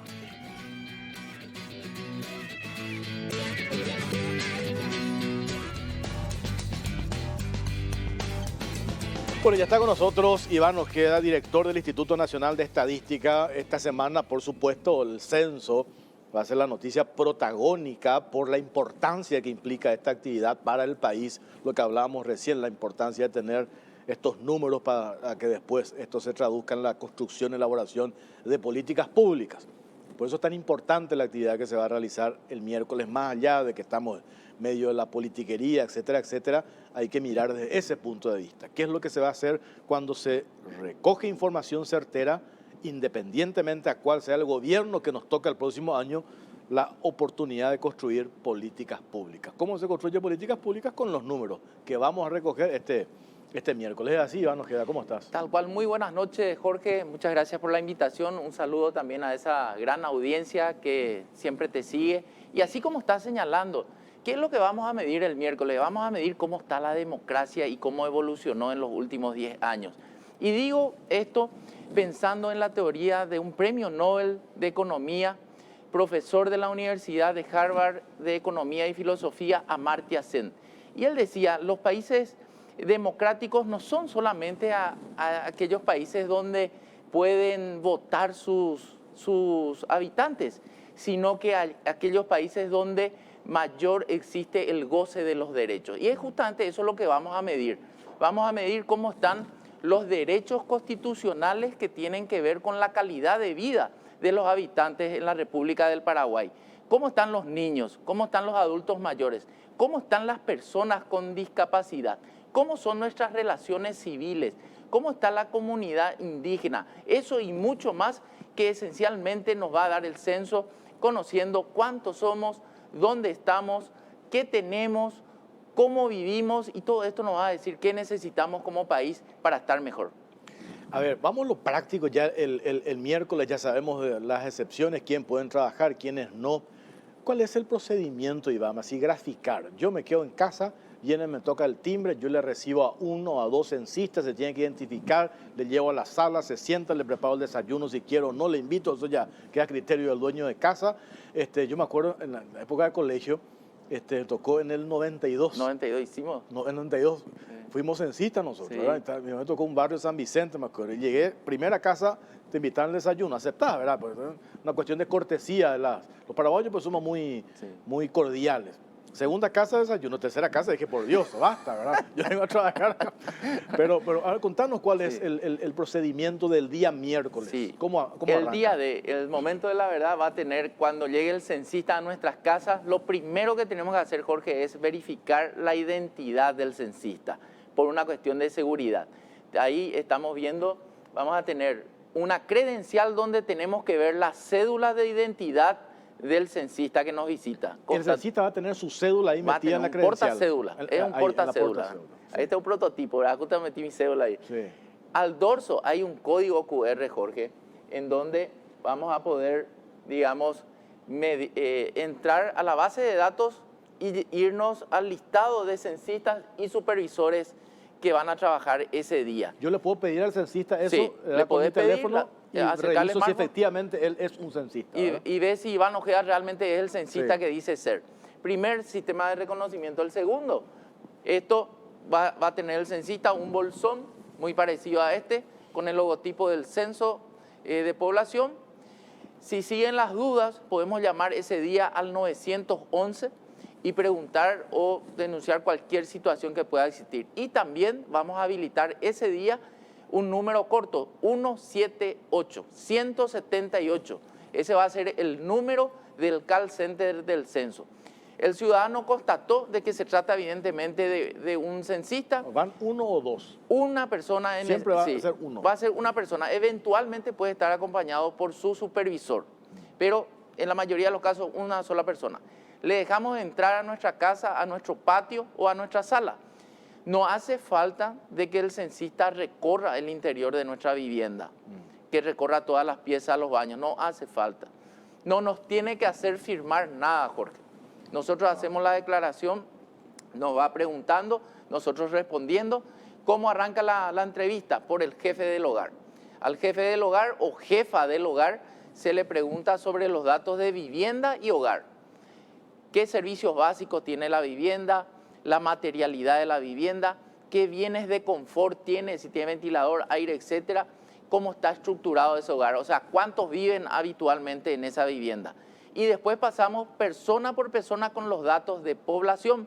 Le vamos a preguntar sexo, edad, cédula, también nivel académico, datos de empleo, si trabajó o no trabajó, en qué trabaja, cuál es su profesión, qué produce la empresa donde trabaja, datos de fecundidad a las mujeres, datos de mortalidad, datos que tienen que ver también con la migración, dónde vivía hace 5 años, dónde vivía su mamá cuando él nació, y finalmente también datos de discapacidad y también reconocimiento étnico en el censo indígena. Entonces, con esto que no nos va a llevar más de 40 minutos y hacer una precisión también, los menores de 5 años van a responder por medio de su tutor, su familiar. Queremos un informante calificado, una persona de 14 o más años de edad. Las personas con discapacidad queremos que sean las protagonistas en este censo, respondiendo también a las consultas. Y por primera vez en la historia de los censos del Paraguay vamos a acudir al centro de relevos para que las personas sordomudas que tengan dificultades en la comunicación lingüística puedan también responder mediante el lenguaje de señas. Entonces, este es un censo inclusivo. Queremos que todos estemos en esa gran radiografía que vamos a tener del Paraguay el próximo 9 de noviembre, miércoles, feriado nacional. Todo va a estar cerrado, así que quedémonos en nuestra casa de 5 de la mañana a 18 horas. A ver, tengo un par de consultas acá, natural, ¿verdad?, de la gente. Dijiste, te piden cédula, pero si tenés la cédula, pero no te piden el número de cédula. Sí, se anota el número de cédula y el nombre, ¿verdad? O sea, me van a pedir mi nombre, Iván, a mí. Sí, te van a pedir el nombre y la de todos los cédula. que viven en esa casa. De todo lo que, de hecho, que el Estado ya tiene el número de cédula tuyo. El Estado es el que nos da la documentación. ¿Por qué pedimos número de cédula? Porque es la variable clave para conocer las personas que están en un estado de vulnerabilidad y también aquellas que tienen el goce de los derechos. Pero lo importante es decir que esa información, como toda la información, es con fines estadísticos, es confidencial. Bajo ningún sentido se puede difundir la identidad de la persona que nos da su dato. Entonces, en ese marco de confidencialidad le damos toda nuestra información. Los censos no son una herramienta nueva. Esto data de 3050 antes de Cristo, ya se hacían los censos. En el Paraguay arranca la tradición de censo en 1950 y este va a ser el 8º Censo Nacional de Población y Viviendas y el 4º Censo Indígena. En todas partes se pide el nombre y apellido, Iván, en el censo. Porque a mí me dicen acá, perdón que insista con esto, ¿verdad? Porque es una pregunta reiterativa. Me dice, esa no es una información determinante, saber el nombre de quienes viven allí, porque lo que se quiere recoger son los datos de, por ejemplo, eso que mencionaste, infraestructura, cuántos viven, necesidades, la casa, etcétera, etcétera. Es fundamental, así se hace en todas partes. Sí, hay países en América Latina, Ecuador, Colombia, están pidiendo eso, ¿verdad? Inclusive en sus encuestas ellos ya piden, Pero ¿por qué estamos haciendo esto? Porque estamos sentando las bases del futuro del Paraguay. Toda Europa y los países nórdicos hacen sus censos no ya como América Latina y el Caribe, sino que hacen basados en registros administrativos. Entonces tenemos que sentar las bases para que en 10 años o en 25 años, que es el proceso que le llevó a España, por ejemplo, podamos ya hacer un censo basado en registros administrativos. Para que la gente entienda, cuando hablamos de registros administrativos, hablamos de serie de datos que registra el Estado o las instituciones gubernamentales con fines misionales. Lo que queremos hacer en el Paraguay es territorializar la información estadística. O sea que vamos a tener otra innovación que es un geoportal, donde vamos a poder identificar por zona geográfica y caracterizar a la población. Todo con datos, digamos, anonimizados, pero vamos a saber las carencias en salud, educación, vivienda, empleo por territorios. Y eso en el geoportal, por ejemplo, podemos identificar cuando se inunda la Bahía de Asunción, pintar la cota 64 y conocer la cantidad de personas, adultos mayores, niños, etcétera, que están siendo afectados. Un gran desafío que tuvimos en la pandemia es cómo identificar a las personas que estaban realmente pasando mal y que necesitaban algún tipo de asistencia. Y en ese sentido, la territorialización de la estadística es fundamental. ¿Los censistas llevan una tablet o lo hacen en puño y letra en unas hojas comunes? Sí, el 9 de noviembre se va a hacer en formato papel, va a ser un cuestionario de 65 preguntas y el precenso, que ya lo culminamos, hicimos sí en dispositivos tipo PDA que alojaron imágenes satelitales y tenemos el inventario completo de los edificios de la República. Esto decís 40 minutos es la estimación, ¿verdad? Eso depende de la particularidad de las personas que respondan. En una familia, ponerle, no sé si hoy es la familia tradicional, pero papá, mamá, los hijos, ¿verdad? ¿Todos pueden responder o solamente la cabeza de esa familia puede ser, o quien esté en ese momento? Puede ser la mamá o puede ser el hermano mayor, ¿quién puede ser? Todos responden. Todos responden. Sí, pero no son o sea, una persona puede responder. El jefe del hogar responde sobre los datos de la vivienda, que son comunes para todos los habitantes. Las mujeres responderán los datos de fecundidad y el resto de las consultas, todos los habitantes. Queremos persona por persona. No vamos a tardar más de 40 minutos por vivienda en un hogar promedio. Vos sabés, Jorge, que en el Paraguay un hogar promedio tiene 4 habitantes. Y cuando hablamos de estructura del hogar, sabemos que el 10% de los hogares en la República tiene a un solo habitante viviendo en ella. El 46% son hogares nucleares completos, o sea, papá, mamá, hijos. El 29% hogares nucleares extendidos, papá, mamá, hijos y algún pariente o amigo viviendo ahí. Y el 12% de los hogares son nucleares incompletos, porque falta el papá o porque falta la mamá. ¿Alguien se puede negar a responder alguna pregunta? Pues decir, esa pregunta yo no creo que se dé, ¿verdad? Porque son preguntas básicas. No hay, Sí. Alguien se siente así, eso te vulnera mi intimidad. ¿Puede tenerse derecho el ciudadano a decir no voy a responder eso o no? Realmente el derecho que tiene el ciudadano es de censarse. ¿Y qué puede pasar si es que se niega? Lo peor que va a pasar es que no va a pasar nada en su comunidad, porque al no contar cómo está su barrio, cómo está su comunidad, su ciudad, él no está reflejando realmente la realidad en un proceso tan exhaustivo y tan complejo como es hacer un censo nacional de población y vivienda. Si bien la ley 6670 habla de una multa o sanción a las personas que se nieguen a dar su información, yo te cuento, Jorge, que nunca hemos implementado una multa en el Instituto Nacional de Estadística. No creemos en la multa, creemos en la cooperación de la gente. Ese cuestionario fue la realización o se construyó con formuladores de políticas públicas, con representantes de la sociedad civil. Son preguntas muy básicas, muy simples, que se hacen en todos los censos. Y esencialmente, por eso disponibilizamos también el cuestionario de manera transparente para que la gente conozca. Pero también es importante aclarar que no disponibilizamos para que la gente llene antes y le espera al censista y le entregue. ¿Por qué decimos esto? Porque no queremos que ande por ahí la información del ciudadano. Nosotros tenemos un protocolo de cuidado de la información del ciudadano y queremos que el censista sea el responsable primario de eso. Tengo que llevar una pausa.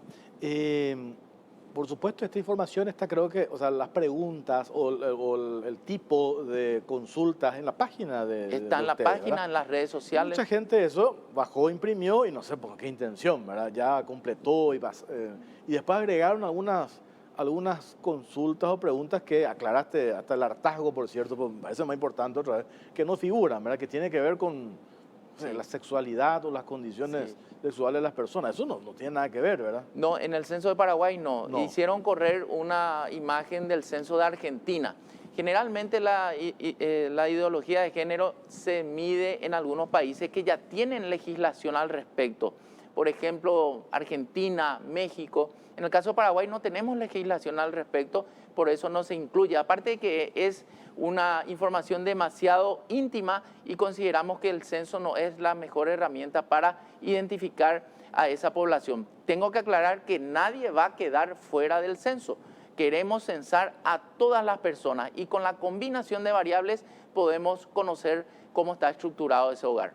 Ya aclaraste por el viernes en la radio, habilitamos para hablar del tema del censo y la gente empezó a consultar, a preguntarnos por qué se hace entre semana, por qué no fin de semana. Y creo que aclaraste, porque me gustaría que reiteres, por favor. Sí, es muy importante señalar que en la década de los 90 los censos se hacían días domingo, pero las costumbres cambiaron en nuestros países y la gente utiliza los fines de semana para moverse, para hacer turismo interno, etc. Por eso la metodología exige que se haga día miércoles, mitad de semana. Se corta la semana, un día hábil antes, un día hábil después, para evitar la movilidad de las personas.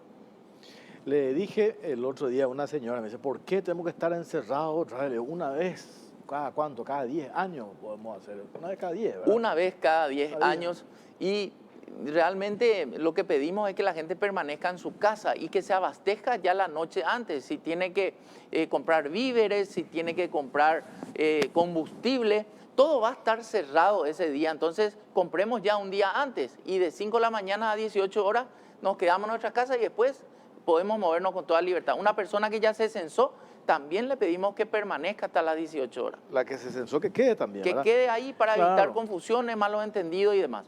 Claro, yo le decía a la señora, la oyente, pues también Anderoa, pues señora, ese día, ¿dónde es lo que te va a ir, verdad? Un día, ¿verdad? Va a estar todo cerrado. Eso es importante, esto que dijiste al inicio, ¿verdad? ¿Qué significa esto, verdad? No es una cuestión que el Estado quiere tus datos para a la Bartola. Esto tiene un significado y la importancia, como decía, esto se hace desde antes de Cristo. Es así mismo, es así mismo. Y vamos a formular políticas públicas. Vamos a un ejemplo práctico, Jorge. Muchas veces nos quejamos porque no tenemos la suficiente presión del agua o se va la energía eléctrica consuetudinariamente. Esto puede deberse a muchos motivos, pero uno de los motivos puede ser la sobredemanda que hoy existe. Todo el mundo poniendo aire acondicionado, buscando confort también, y entonces se resienten los servicios. Hay distritos en la República que están creciendo a un ritmo vertiginoso. Ese crecimiento poblacional tiene que ir acompañado también de más servicios básicos, agua, luz, teléfono, internet, también de más seguridad, de más salud, de más educación. Entonces, ¿cómo dimensionamos, cómo medimos eso? Solamente con un censo nacional de población y vivienda, que como muy bien decías, se hace cada 10 años y les pedimos una hora a la gente que se quede en su casa. Claro, esto es lo mismo que uno hace, digo, una vez al año por lo menos, el chequeo médico, para saber dónde es lo que está el problema, ¿verdad? Es tal cual. Es tal cual, ¿verdad? Si Porque tenés... ¿cómo vamos a solucionar el problema o la dolencia que uno tiene si uno tiene el diagnóstico? ¿Cómo sacar el diagnóstico? Sí. A partir de ese chequeo general. Y esto es prácticamente lo mismo. Exactamente lo mismo, ¿verdad? Sí. Si tenemos una dolencia, acudimos al médico, cuando mejor sea el diagnóstico, mejor va a ser el tratamiento. Igualmente los países acuden a tener una radiografía de las condiciones de vida a través de los censos y un problema bien diagnosticado es un problema medio solucionado, ¿verdad? Después van a quedar a cargo también de las instituciones públicas la implementación de políticas públicas, pero también para el sector privado es fundamental tener un censo porque les va a dar los insumos para la toma de decisión. Una empresa que quiera expandirse, una empresa que quiera instalarse en el país necesita información para la toma de decisiones, entender cuántos años tenemos en promedio de Educación, el 2012 nos decía que 8,4 años en promedio tienen los habitantes o tenían los habitantes del Paraguay. Esto crece un año cada decenio. El analfabetismo en el Paraguay ronda los 5,5%, personas que no saben leer o escribir. ¿Cómo está la fecundidad en el Paraguay? Una mujer en edad fértil, en promedio, durante toda su vida tiene 2,3 hijos. En los procesos de prepandemia nacían 145.000 bebés por año. Las defunciones en promedio prepandemia rondaban los 36.000. Esto y muchísima información más es la que nos va a decir ese censo, que como decíamos al principio, nos va a radiografiar cómo está la democracia en el Paraguay y cómo hemos evolucionado en los últimos 10 años. Vos sos un funcionario técnico, no vas a hacer una valoración política. Comparto más lo que me envían acá. El Ejecutivo pide que se declare feriado para hacer el censo porque es súper importante. Más de 40 millones de dólares prestados del BID para hacer el censo. ¿Es real? ¿40 costó esto? 43 millones de dólares en un proyecto de 5 años. 43 millones. Bueno, y el presidente va a estar fuera del país, o sea, no va a estar censado el presidente, pero ¿qué pasa si? Voy a poner un ejemplo, ¿verdad? Viaja el presidente, su señora, supongo en la casa, ¿quién pasa el dato? ¿Cómo puede responder el que se queda en la vivienda, ¿verdad? Pero las fronteras no se cierran, no solamente el caso del presidente, cualquier ciudadano de la República del Paraguay o cualquier habitante que haya marcado un pasaje o que tenga que viajar ese 9 de noviembre puede hacerlo. Solamente le pedimos que tenga su ticket o su boleto del vuelo a mano, por si eventualmente una autoridad le consulta. Pero las fronteras no se van a cerrar. Consulta para el entrevistado. Mi mamá tiene enfermeras que le cuidan. Sus turnos son de 24 horas. El día del censo, ¿cómo ellas pueden circular? ¿Necesitan un permiso que le hagan desde la casa o no? Sí, una constancia va a ser más que suficiente, pero ellos también están exceptuados, Jorge. Todas las personas que tienen a su cargo el cuidado de personas por enfermedad están exceptuados. Así como van a funcionar los hospitales en sus urgencias e internación, las farmacias que están cerca de los hospitales, también la seguridad privada. Los servicentros van a estar cerrados, pero va a haber un guardia de seguridad también ahí cuidando los intereses de esa empresa. O los supermercados también, el servicio de guardia privado. La Policía Nacional, por supuesto, va a cuidar el normal desenvolvimiento del día del censo. Los hoteles que tienen a pasajeros internacionales también van a funcionar y toda esa gente que hace ese servicio va a tener que tener una orden de servicio o una acreditación de su medio, de su empresa, los periodistas mismos, ¿verdad? Con su carnet de periodista o el médico con su carnet de médico puede circular porque ellos van a desempeñar una tarea indispensable exceptuada para el censo. Acá me pregunta la misma persona, ¿quién me da el certificado? ¿Dónde se solicita? Digo, para las enfermeras que le cuidan a la mamá. Estamos usando este caso puntual como ejemplo. Sí. La misma persona puede hacer, ¿verdad? La misma persona. En una hoja. Una hoja, ¿verdad? Se haga la constancia de que esa persona presta servicio en tal casa y que ese día va a circular de tal origen a tal destino. Otra consulta. Supongo pues que la idea pues que estén acá en Asunción, ¿verdad? Perdón, yo estoy tratando de responder, ¿verdad? Me dicen que algunas familias se fueron a San Bernardino, por ejemplo. Sí. Se quedaron ya allá. ¿Qué pasa? ¿Le hacen el censo allá, aunque las casas recorren todas las casas, aunque algunas sean de verano, pueden estar cerradas? Igual el censista va a llegar a tocar el timbre a ver si alguien le recibe. El censo lo que pretende es identificar o registrar a las personas según dónde pasó la hora cero del día del censo. Si esa persona está en San Bernardino, por el ejemplo que estás dando, va a ser censada en San Bernardino. Pero también se le va a preguntar, Jorge, cuál es su residencia habitual. Entonces ahí él declarará Asunción, por ejemplo. Claro, él tiene que... Esa es una pregunta que va... O una persona, por ejemplo, hablábamos con las empresas constructoras que están trabajando en la ruta, los obreros. Ellos no van a regresar mitad de semana a sus viviendas, ¿verdad? Entonces ellos van a ser censados en los campamentos de construcción de caminos, etcétera. Pero se les va a preguntar su residencia habitual y ahí declararán su domicilio. Otra cosa, nosotros, por ejemplo, yo en particular, a las 7:30 de la mañana ya está en Radio 1 hasta las 11. Ahí va a ese local, ahí me pueden censar o digo, o me tienen que, la información sobre mi existencia pasa en mi casa. En tu casa van a reportar sobre vos, vos estás desempeñando una tarea indispensable ese día y la familia va a responder por el ausente ocasional. Si se trata de un periodista que vive solo y no se le encuentra a nadie, vamos a volver hasta las 6 de la tarde de ese mismo día, y si no le encontramos a la persona y tenemos registrado con el precenso de que alguien tiene que vivir ahí, volvemos días posteriores. Esperamos que sean los menores de los casos. Está previsto Sí, eso. está previsto. O sea, se Un llega a una periodo de casa, no te recuperación. atiende nadie, ¿podés volver otra vez? Sí, vamos a volver. O sea, O en el día o posterior. en el día o posterior. Inclusive cuando el censista terminó el censo en nuestra casa, él entrega el cuestionario al supervisor. El supervisor va a verificar eso y si hay alguna pregunta incompleta, no contestada, o nosotros regresamos al Puede hogar, volver otra le vez el volvemos y censista. dice, señor, no, qué sé yo, no dijiste acá que vienes de confort tenés, sí, por favor podés contestar, ¿verdad? Nos faltó precisar unas consultas. Precisar, Se exactamente. puede dar eso. Sí. Por eso es que se pide que la gente esté hasta las 6 de la tarde. Pues ¿verdad? exactamente. Después incluso de ser censado, ya me censaron, vinieron a las 8, ya me voy. No. Así mismo. Así Aparte, mismo. ¿dónde lo que te va a estar todo cerrado? Ni Todo los va a estar supermercados, cerrado. ¿verdad? Exactamente. Yo agradezco ahí a los gremios, a la Cámara Paraguaya de Supermercadistas, a la Unión Industrial Paraguaya, a la Asociación Rural del Paraguay, a la Asociación de Bancos del Paraguay, también a la Federación Paraguaya de Cooperativas de Producción, a la Cámara Paraguaya de Prestadores de Servicios. Hemos recorrido muchísimos gremios y en todos los gremios nos dijeron, esto es importante para el país, nosotros acompañamos. Y la Cámara, por ejemplo, de Desarrolladores Inmobiliarios nos visitó y nos decía, mira, Iván, nosotros muchas veces no tenemos la información para realizar nuestras inversiones. Esto es fundamental para nosotros y se ponen también a disposición. En los edificios también vamos a hacer el censo, vamos a gestionar el permiso con el portero, y si no hay un portero, por favor, esperen, no, estén pendientes de nosotros para darnos el pase. Porque el portero, justamente ahora que mencionaste, nos llamó un oyente que era portero. Yo tuve que trabajar ese día. Está exceptuado está como exceptuado. guardia de seguridad, Como y él guardia de puede seguridad está circular exceptuado. ese día. ¿Verdad? Claro. Entonces él puede está estar allí, exceptuado. pero él no le censa. Por ejemplo, al portero del edificio.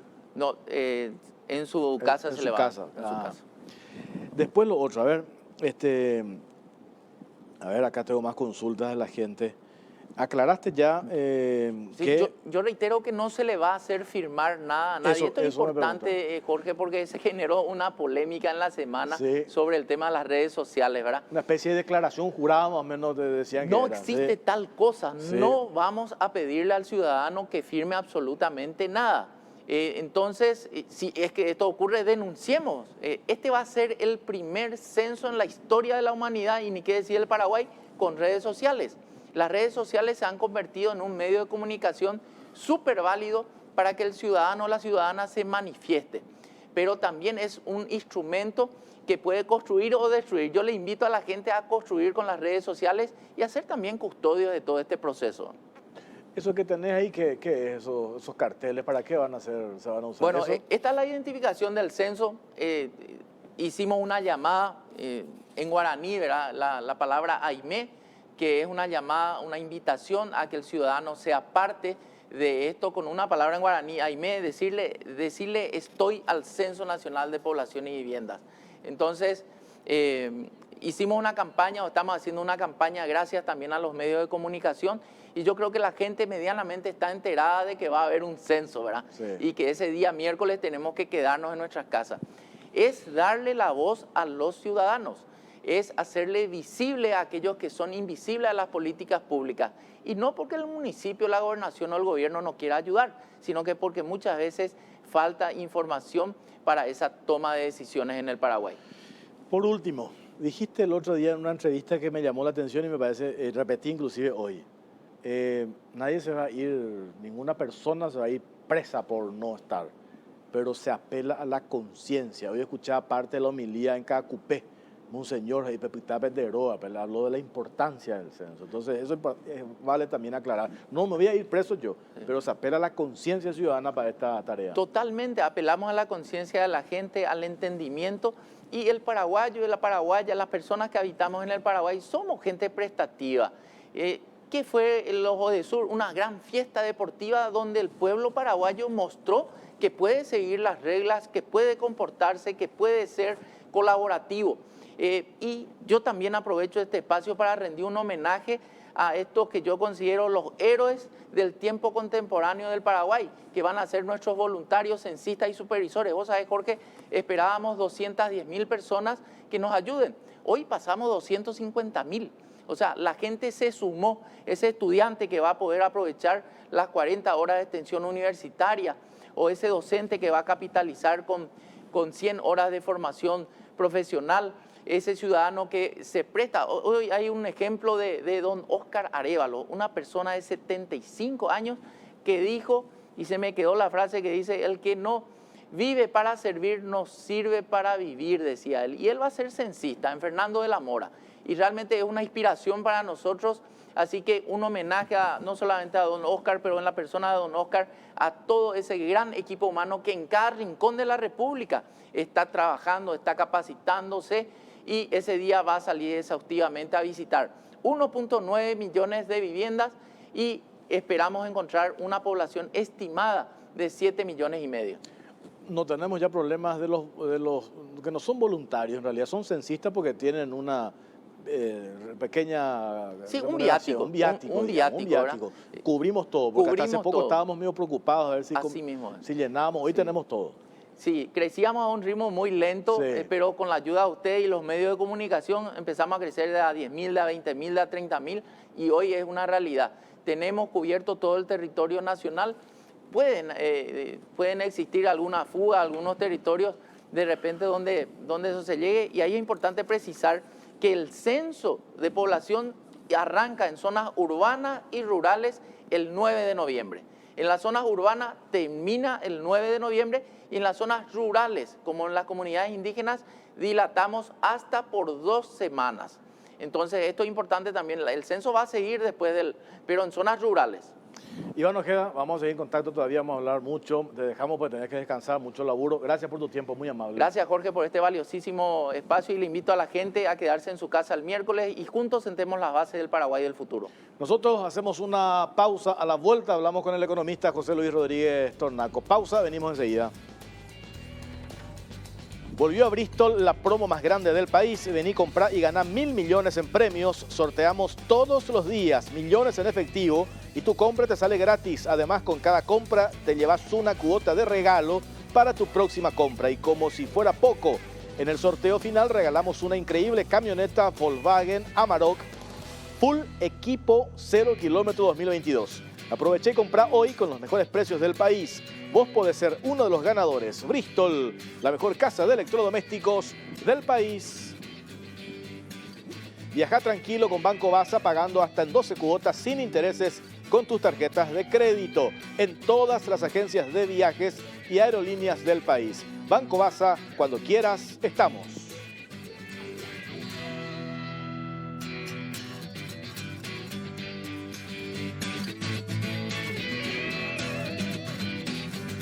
Bueno, seguimos en Cara o Cruz. Le agradecemos por los vinos a La Barra y también los bocaditos a don Julián. Muchas gracias que nos acompañan cada domingo. Quedó algo para hacer bocaditos, sí, ahí se notan los restos.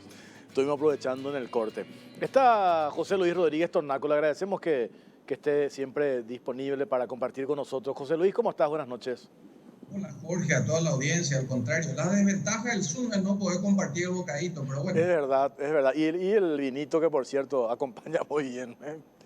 José Luis, estábamos hablando recién con Iván Ojeda. Qué importante, ¿no?, lo que vamos a hacer el miércoles. Eso hay que decirlo, ¿verdad? Pero también viene lo otro. Qué importante que el nuevo gobierno, que va a tener toda esa información, tener la capacidad de poder utilizar esa información en favor de la gente. ¿Qué quiere decir eso? Elaborar las políticas públicas que responden a las necesidades de la gente. En primer lugar, hay que contarle a la audiencia, Jorge, que nadie puede cambiar lo que no conoce. Primero.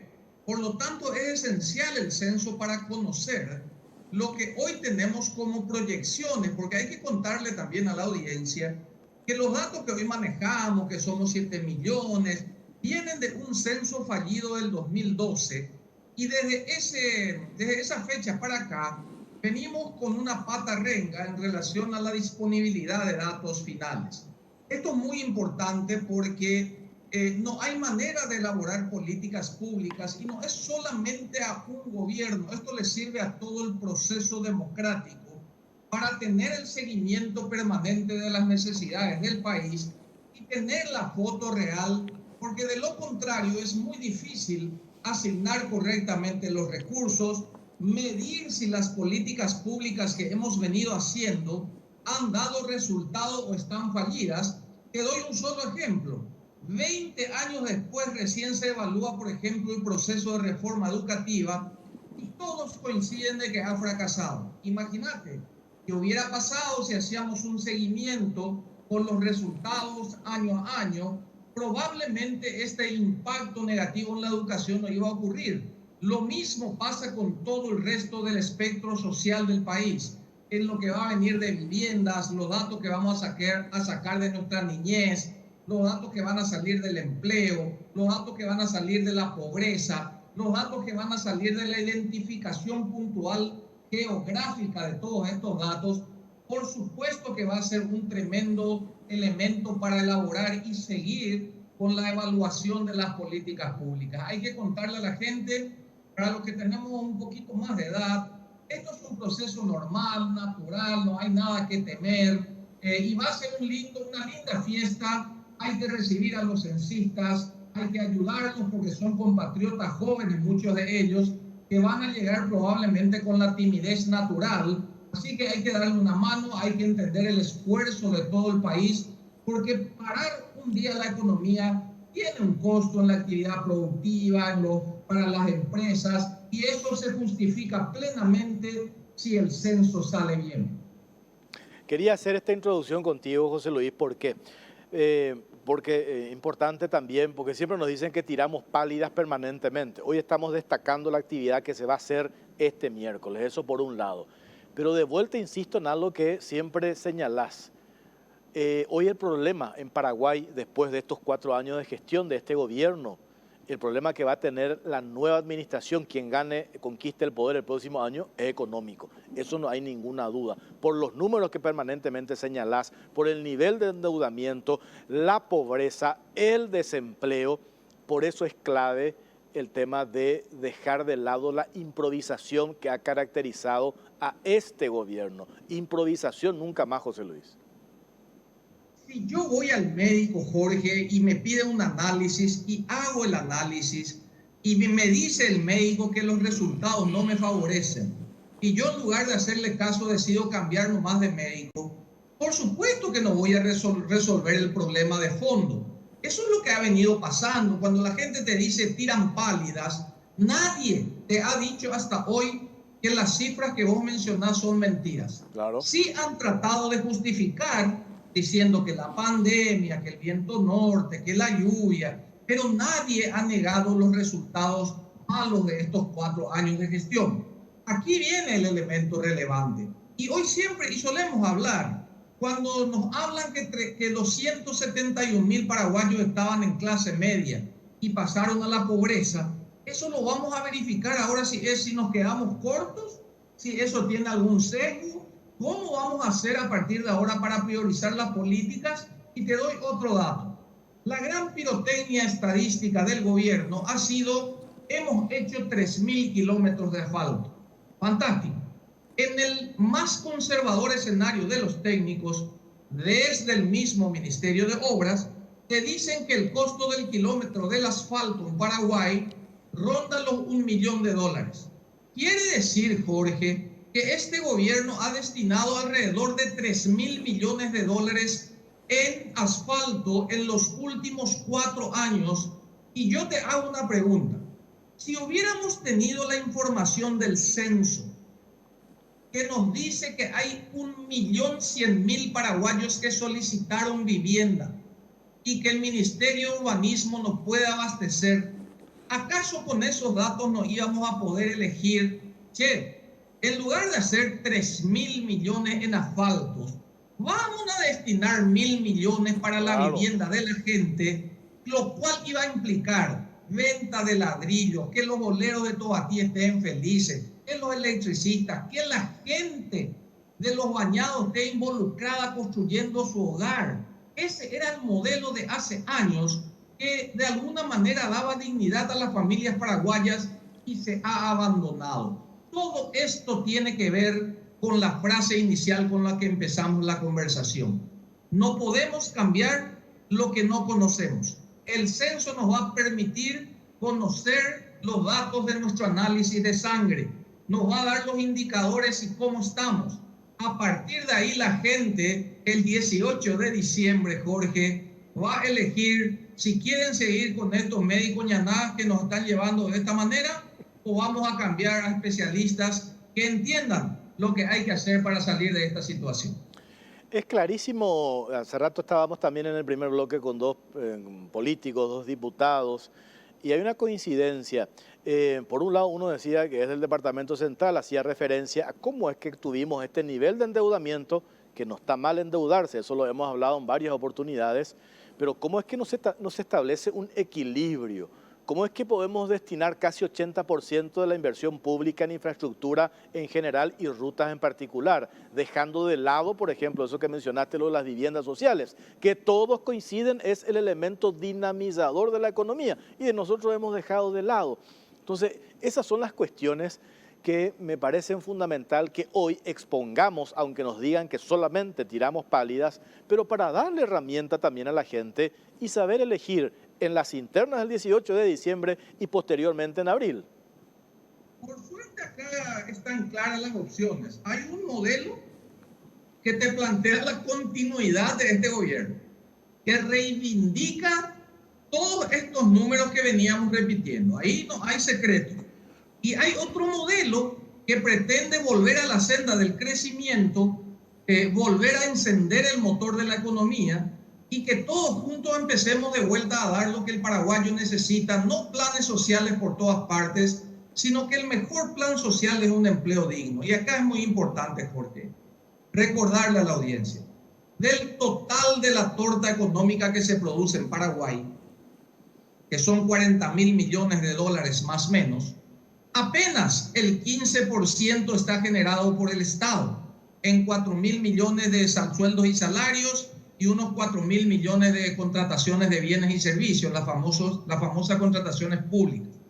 El resto, 85% de la economía, depende de la dinámica privada, nacional y extranjera. Y ese sector durante los 4 años ha estirado el freno de mano. Por eso los 3.000 kilómetros no alcanzan y ha permitido el incremento de la pobreza, llegando a aquella conclusión que suelo utilizar, que la gente, mi querido Jorge, no come asfalto. Totalmente. Esperamos un ratito, José Luis, tengo que hacer una pausa, última pausa del programa, venimos enseguida. Por supuesto.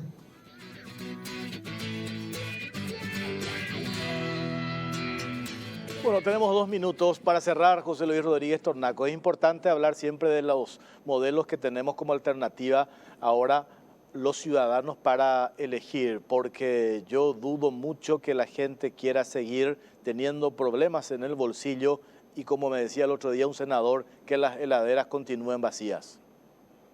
Bueno, no hay mucho secreto para lo que tratamos de mirarlo un poco de arriba y con relativa menor subjetividad. Y uno se da cuenta de algo, Jorge.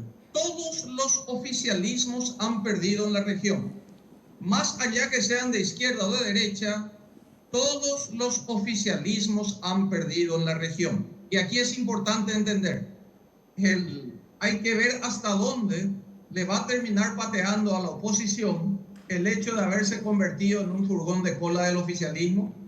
Y aquí van a tener que enfrentar probablemente a un movimiento que se ha constituido en el único movimiento antioficialista desde el mismo Partido Colorado. Entonces, siguiendo un poco la tendencia de la región, hay 2 componentes. El desgaste de la gestión, el voto enojo y el voto esperanza. Así que yo creo que en Paraguay, conforme lo dicen las encuestas, y es un tema importante porque hay gente que te dice, en Brasil las encuestas, no. Todas las encuestas en Brasil acertaron el resultado, se equivocaron en los guarismos. Sí. Todos decían quién ganaba el partido. Algunos decían que iba a ganar 3-0, 4-0, 5-1, terminó con 1-0. Pero pasa lo mismo hoy en Paraguay, incluidas las encuestas hechas y encargadas por el oficialismo, les dan abajo, teniendo más de 1 año y medio de campaña, cambiando de candidatos. Y eso se resume en una sola cosa, Jorge. El mismo debate Clinton-Bush previo a la elección. Es la economía, estúpido. Totalmente. José Luis, gracias por tu tiempo, muy amable. A las órdenes, buenas noches y feliz inicio de semana a la audiencia. Muchas gracias, José Luis Rodríguez Tornaco, economista. Nosotros nos vamos, gracias por acompañarnos. Buenas noches.